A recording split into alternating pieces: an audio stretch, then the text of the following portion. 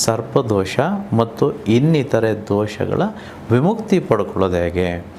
ನಾನು ಇದಕ್ಕೂ ಮುಂಚೆ ಒಂದು ಸಲ ಹೇಳಿದ್ದೆ, ಎಲ್ಲರಿಗೂ ಸರ್ಪದೋಷ ಇದೆ ರೀ. ಬಹುತೇಕ may be I think less than 1% ಬಿಟ್ಟರೆ 99% ಅಷ್ಟು ಜನಕ್ಕೆ ಸರ್ಪದೋಷ ಇದೆ.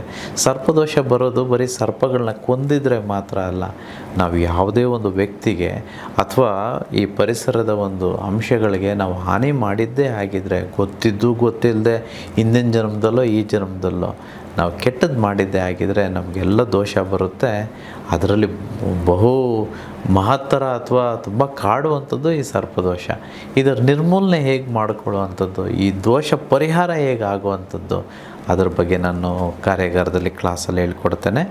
4ನೇ ವಿಶೇಷತೆ ಪಂಚಭೂತ ಶುದ್ಧಿ ವಿಶ್ವಕ್ರಿಯೆ ಇಲ್ಲಿ ನಾನು ಮಾಡ್ತೇನೆ.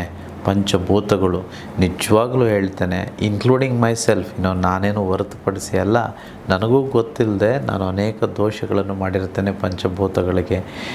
ನೀವು ನೀರು ವೇಸ್ಟ್ ಮಾಡೋದಾಗಲಿ ಅಥವಾ ಸಮಯ ವೇಸ್ಟ್ ಮಾಡೋದಾಗಲಿ, ಈ ರೀತಿ ಏನೇ ಎಲ್ಲರೂ ಮಾಡಿರ್ತೇವೆ, ಗೊತ್ತಿದ್ದು ಗೊತ್ತಿಲ್ಲದೇನೋ, ಇದು ಎಲ್ಲ ದೋಷ ಆಗಿರುತ್ತೆ ಗೊತ್ತಿಲ್ಲ. Because nothing is just like that. Imagine, ನಿಮ್ಮ ಹಾರ್ಟ್ ಬೀಟ್ ಇದೆಯಲ್ಲ, ನಿಮ್ಮ ಹಾರ್ಟ್ ಇದೆಯಲ್ವಾ, ಯಾರು ಬಡಿತಿರೋದು, ಅವ್ನಿಗೆ ಯಾವಾಗ ಬೇಕೋ ಆಗ ನಿಲ್ಲಿಸ್ಬೋದು, ಎಷ್ಟು ದಿನ ಬೇಕೋ ಇಟ್ಕೋಬೋದು.